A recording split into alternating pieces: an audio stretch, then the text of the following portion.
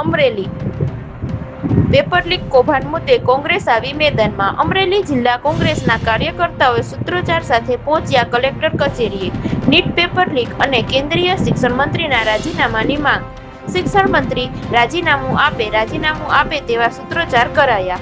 વિદ્યાર્થીઓમાં ભાવિ સાથે થતા ચેડાથી સરકાર સામે કોંગ્રેસ નારાજ। કલેક્ટરને આવેદનપત્ર મારફતે રજૂઆત કરાઈ।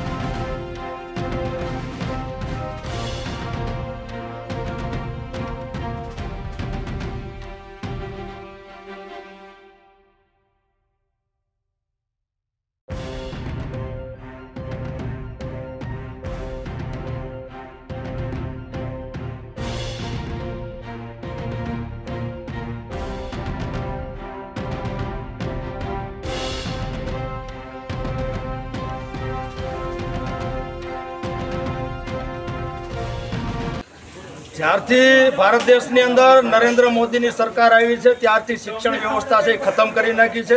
વિદ્યાર્થીઓનું ભવિષ્ય ખતમ કરી નાખ્યું છે। અવારનવાર છે એ નીટ જેવી મહત્વની જે ડૉક્ટર બનવા માટેની જે પરીક્ષાઓ છે એના પેપર ફૂટી જાય ત્યારે આ નરેન્દ્ર મોદીની સરકારની નિષ્ફળતા કહેવાય।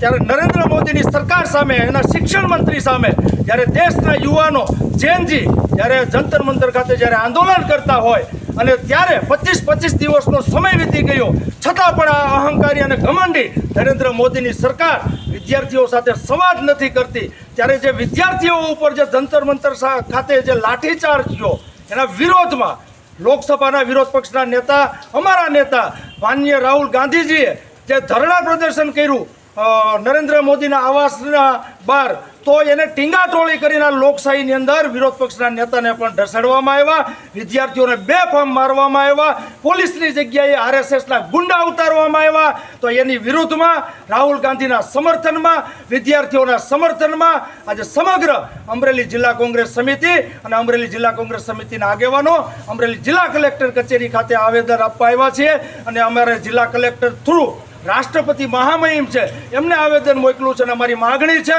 કે જે આંદોલન કરી રહ્યા જે છાત્રો છે જે યુવાનો છે જે વિદ્યાર્થીઓ છે એમને ન્યાય મળે।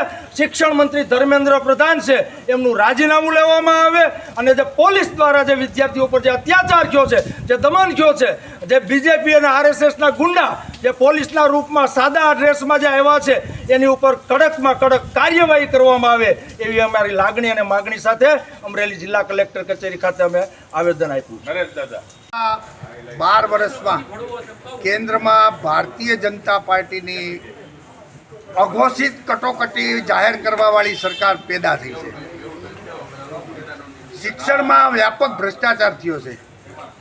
ભ્રષ્ટાચાર તો ઠીક પણ શિક્ષણનો વેપાર કરનારા આરએસએસના દલાલો શિક્ષણ સંસ્થામાં ઘૂસી ગયા છે અને પોલીસ ખાતામાં પણ આરએસએસના દલાલો ઘૂસી અને સિવિલ ડ્રેસમાં પોતાને પોલીસ ગણાવી અને બેરમીથી વિદ્યાર્થીઓને જે કંઈ માર્યા છે અને એ અત્યાચારમાં આપણી એક બેન દીકરી કે જે ખરેખર શિક્ષણનો અવાજ ઉઠાવવા માગતી હતી એમનું કરુણ મોત થયું છે।